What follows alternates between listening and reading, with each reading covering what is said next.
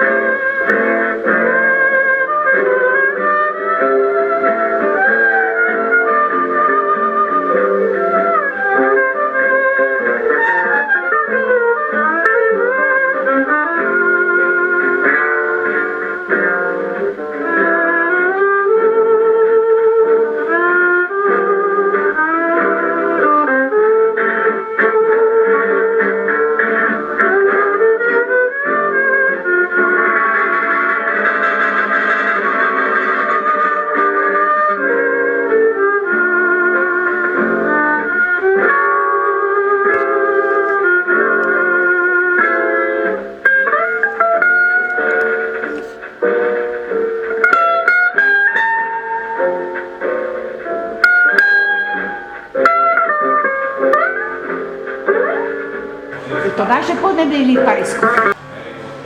Ima tu i Beograda, ima naravno mnogo i Pariza, jer to je jedna moja tematika s kojom sam ja počeo dosta davno, još kad sam bio đak moje profesorke omiljene Cuce Sokić. Od nje sam bio u 4. i 5. godini, u 3. sam bio od Mladena Srbinovića, akademika, teatrolog. Da li vi pišete? Imam neke svoje zapise. Jel mislite to da objedinite? Da, pa na tome sada i radim. Odlično. Ko će da vam izda to? Da li već znate? Naći će se.